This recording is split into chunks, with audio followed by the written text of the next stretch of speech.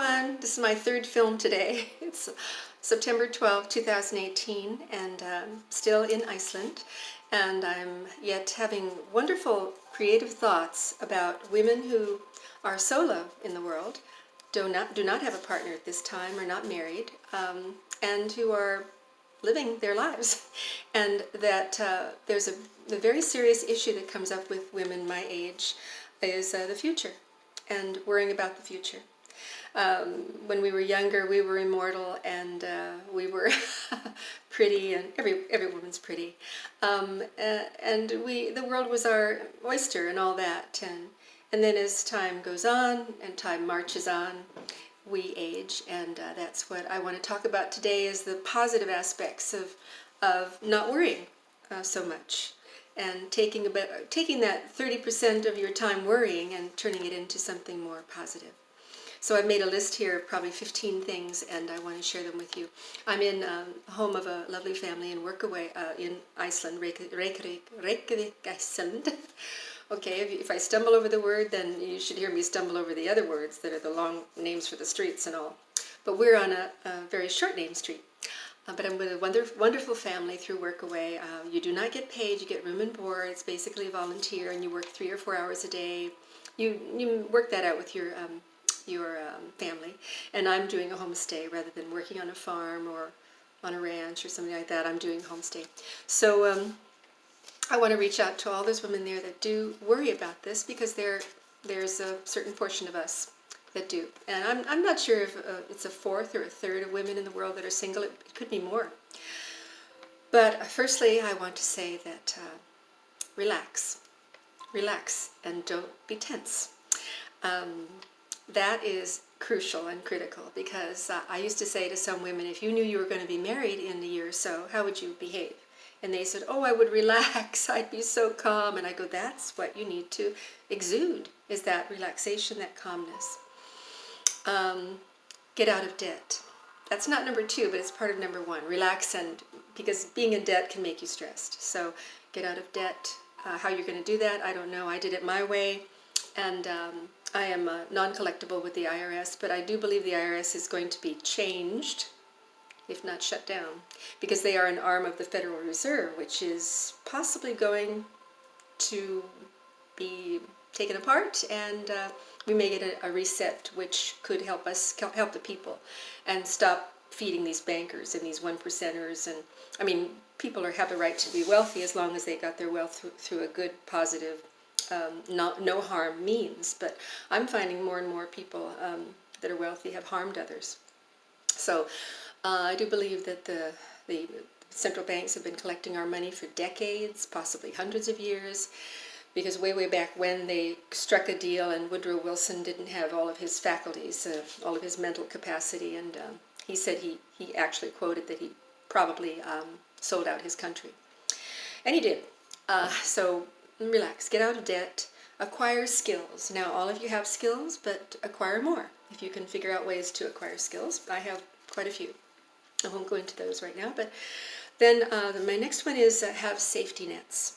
Have safety nets so you don't worry so much. That means friends and family, other people, support groups that you join. You could go to meetup.com, you could go to any number of clubs, and have support safety nets. So in case you do run into a hardship, that you can look to those safety nets and look to those groups, family and friends, to help you.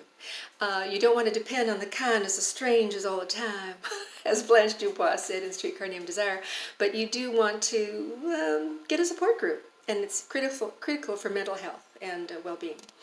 I don't have family. In my case, I don't have family for circumstances I won't go into here, but many of us are in that predicament, and when we have hardship, we hope we have enough skills and enough savings and enough to keep going, because this society requires, unlike a small town community that helps each other, this larger society requires money to be able to survive. Unless you also are resourceful and live by your wits, which I do. I am very resourceful. Next thing I believe I want to talk about, and I may get into support later, but is health. How great can you make your health? I'm going toward a plant-based diet. I'm trying to get away from meat and fish and eggs and dairy and all that. And the more I read, especially a film called What the Health, that was great in convincing me that plant-based is the best way to go for your longevity. Exercise, exercise. Very important at this age, over 50, whatever. To work out. I belong to the Y. It helps me when I'm traveling. I can go to any Y in the U.S. And I joined in California, and I got a discount because I had some issues that I got a discount with. So always ask about discounts and whether there's a situation for you that way. That can be resourceful. And so exercise, very important for your well-being. Get out and walk every day if you can't, actually go to the Y or go to your workout place. Walk, walk, walk. And swim, whatever. Then good health, good eating. Because eating is medicine. Food is medicine, rather. So I've always thought that even at the age of 16, I started eating salads. I had a healthy baby girl. I said I didn't have any family. Oh, well, she's kind of my ex-daughter. But don't know why I'm laughing, but I don't know why. I'll go into that later, perhaps. But she's healthy, and that's because I was doing the right eating, I believe, and other things as well. Let's see, next one I'm going to look at. Oh yeah, spend only 6 minutes on your makeup, 6 minutes on your hair. Don't overdo it. Don't wear like pancake makeup and tons of makeup. It's not good for the skin, doesn't help it breathe. And you want to, have a cleaning regime that you do in the morning and the evening, that sort of thing. Take care of your teeth as well. You may have to buy some dental insurance, and that can be inexpensive if you look around. And also, just don't spend a lot of time on your hair. I cut my own hair. I actually layer it, and it looks a little bit like I need to do something. I layer it, I style it myself, and I do that because I observed what the beautician was doing and watched her and saw what she was doing. So I learned from that. Reach out, be friendly. Be friendly. It's great to have an optimistic attitude. Most people are optimistic. There's those few doomer gloomers, and sometimes we marry them. But then we snap out of it. But you reach out to people, be friendly. While I was here in Iceland, I reached out to a couple people, and also the family I'm with, and have had a great time because I reach out, I'm friendly. And don't be a grumpy older person, okay? Don't be grumpy because it makes everybody else look bad. So just realize that there's some good things to be happy about, and I'll list them here. All right, as I did talk about being a joiner, join some clubs. I'm with a karaoke group. I love to sing 2 or 3 times a week, and they're a great group of people, and more are added and some to go away. And we go to different 2 or 3 places that are lounges and sing, and it's great. It's great fun. That's my little side thing when I'm not doing a show, because I'm not cast in a show right now, and I love to act, and I love to do improvisational acting, but I'm not in a company. And I'd have to audition. The competition's stiff, and at my age, it's stiffer. So it's just, there's ageism out there. It's out in the working world. It's out in the theatrical world. It's out there. So you just have to be strong against it. Spiritual, mental, emotional health are really important. If you're going to do reading about your spiritual life, do that. If you want to walk for hours in nature, I go to a botanical garden that's near one of the residences where I live. I live in a couple places, plus I use my van as well. But if you walk in nature, it's just an uplift because you are nature. You are a natural woman born on the land, and you always will be. And you are entitled to happiness. And so walk in nature, as well as reading, if you want to do reading about self-help books, that sort of thing. A lot of women do that. I do that once in a while. But that was long ago. And then mental health, are you reading up on things you're interested in? Are you curious? Curious is life, being curious. Dorothy Parker said there's no cure for curiosity. And, I get bored easily, so I do read information. I'm full of information. I have a broad general information base or knowledge base, being a substitute teacher as I have been in the past. Whether I'll do that in the future, I'm not sure. But take care of your mental health, your intellectual health, because we all have an intellect, and we all are critical thinkers if we think about it. And emotional health. That's the emotional health is about having relationships. And if that means having girlfriends, great. Having guy friends, I have a couple of guy friends that, they're not marriage material in that they think so, and maybe I think so. I don't know. They're just friends. And so I'm friends with men and women and children and animals. Everybody. Oh, forgive everybody everything, but learn from it. So I forgive everybody everything, even though I don't have family at this time. I still forgive everybody. I just learn from it, that's all. and it makes me a little cautious about relationships, but I still reach out. I never stop. I will never stop doing that. Don't settle again if you're dating. Do not settle again. You did that before, maybe more than once, but I only did it once, and I hope not to do that again, even if it means risking being on my own. You can still find happiness being on your own. They have brainwashed us with all these romantic movies that we have to have, this relationship, and it's great to have it, but you're not going to die without it. You can also reach out and have lots of relationships that are all different. Like I said, if you don't have family, never stop reaching out, and I just want to keep emphasizing that. And do your creative projects too. If you have creative projects, never stop doing that, because our most creative time can be in our 50s and 60s and 70s. So I love to act and perform. I like to sing, and I may do some writing, but I'm not. I've started a book, but I'm not quite sure I'm a writer. Well, I'm a writing teacher, English teacher, performing arts teacher, but I'm not sure. We'll see how that goes. Next thing is sign up for government housing. Don't be embarrassed about it. You can go to your local city and sign up for government housing. That could be about $400 a month for an apartment, and you can choose the areas you want to live in. I'm not sure how that's going to turn out. I did sign up for it. I'm not sure how that's going to turn out because, by the way, I ran into some hardship in my life, and that's a whole other story that might be in a book someday. But I ran into hardship even though I'm highly educated. I have a master's degree, 3 credentials, 30 years of teaching. All I'm saying is that you can sign up for government housing, and you may get a place within a year. And it would be about $300 to $400 a month, generally speaking. And it could be in a beautiful area, and it could be a lovely complex.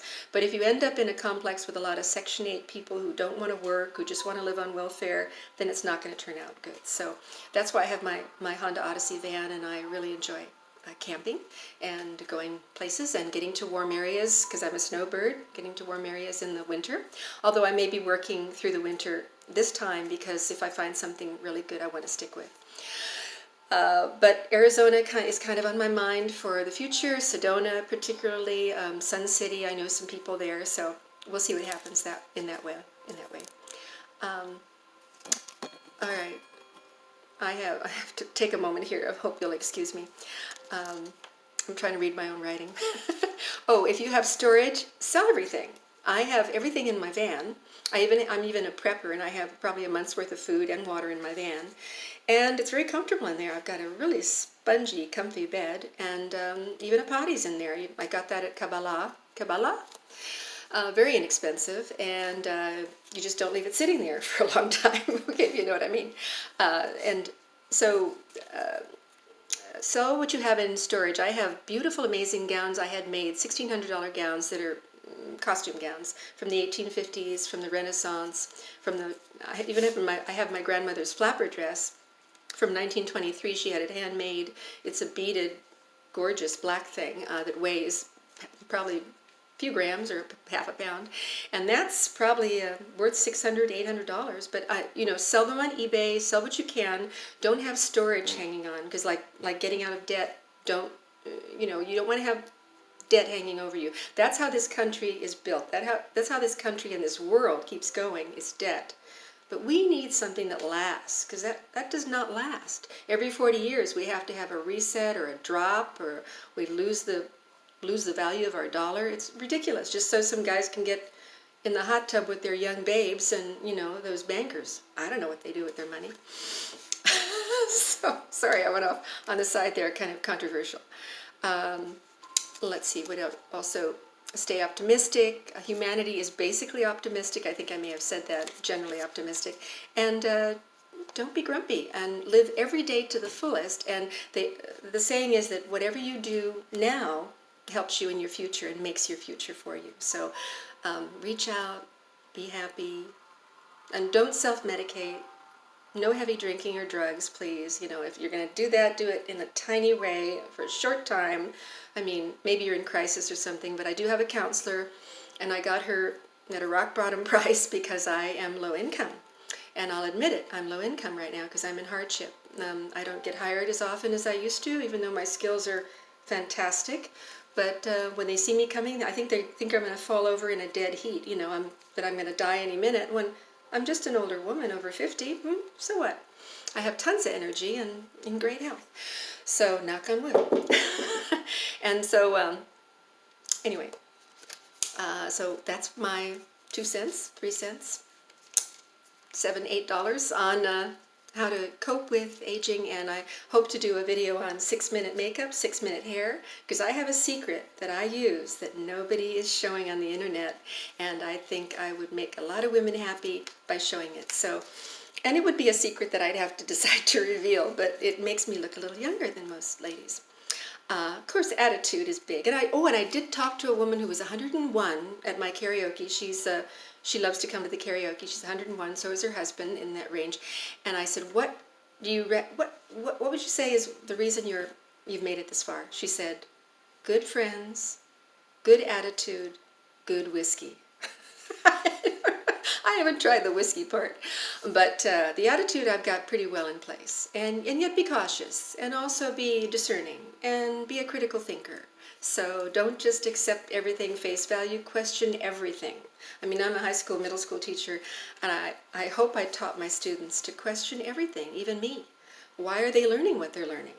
And I can go into a whole tirade about reform in the education realm in the United States and worldwide, but I won't right here. But I wanted to make this short one, 15, 16 minute, and I hope you can glean something from it, and all my good wishes to you. Take care.